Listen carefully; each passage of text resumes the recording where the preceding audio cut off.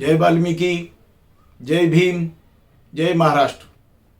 साथियों, जैसे कि आप जानते हैं, नई नई विभागों में, सरकारी महकमों में भर्तियां निकलती हैं। रेलवे में, इनकम टैक्स डिपार्टमेंट में और अन्य प्रकार के बहुत सारे, जैसे एफसीआई है, ये है, वो है, बहुत सारे विभागों में भर्तियां निकलती हैं।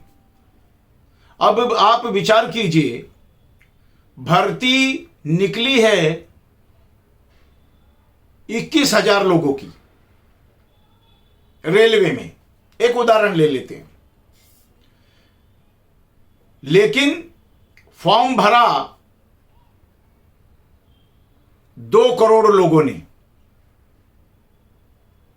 भर्ती 21,000 की है, आवश्यकता कर्मचारियों की, और 2 करोड़ लोगों ने फॉर्म भरा और उनसे एग्जाम की फीस ले ली गई 250 रुपया, 300 रुपया कैटेगरी वाइज।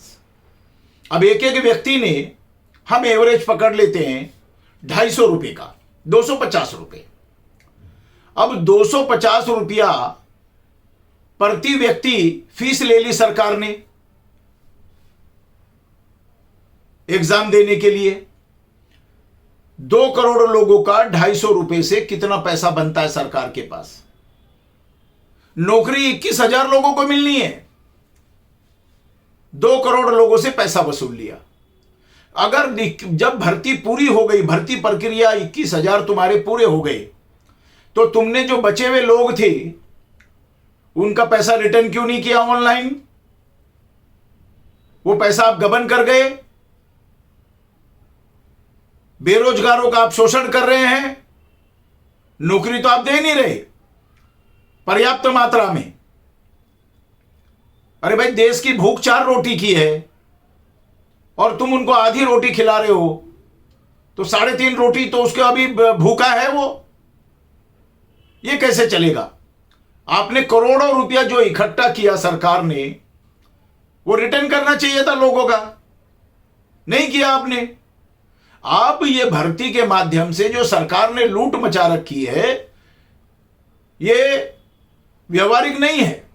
ये देश के नौजवानों का, बेरोजगारों का शोषण कर रहा है।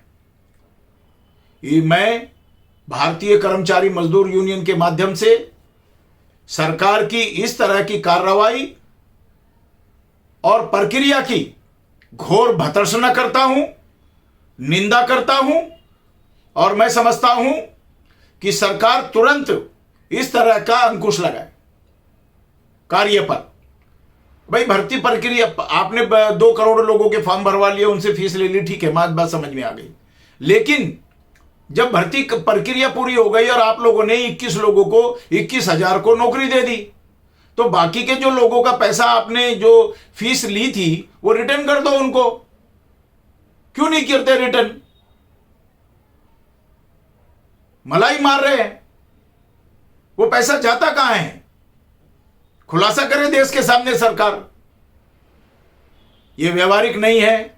आप जनता को, आप नौजवानों को, आप मजदूरों को सताने का काम कर रहे हैं। वो दिन दूर नहीं है जब पूरे देश में इस प्रकार का सरकार के खिलाफ जन आंदोलन भड़क उठेगा।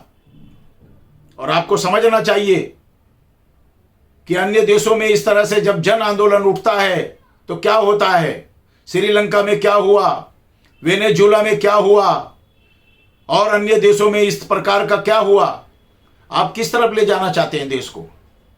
क्या आप वेनेजुएला बनाना चाहते हैं? श्रीलंका बनाना चाहते हैं? यह प्रक्रिया पूरी तरह से गलत है। आप फीस लीजिए, फॉर्म भरवाइए। जितने लोगों को आपने नौकरी दे दी, उसके बाद जो लोग बचे हैं उनका पैसा आपको रिटर्न करना चाहिए। ऐसे हर बार एक व्यक्ति अगर 5 बार फॉर्म भरता है, 5 जगहों पे फॉर्म भरता है, तो वह तो तुम तो उसकी लूट मचा रहे हो।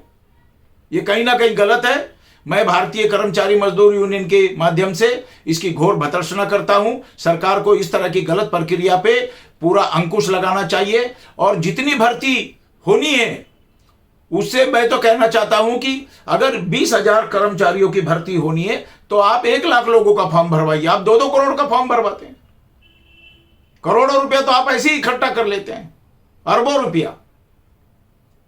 ये देश के लोगों का शोषण है, मजदूरों का शोषण है, ये हम पर इसको सहन नहीं किया जाएगा। सरकार इस पे तुरंत कोई ठोस कदम ले और इस प्रक्रिया को गलत मानकर इस पर अंकुश लगाए।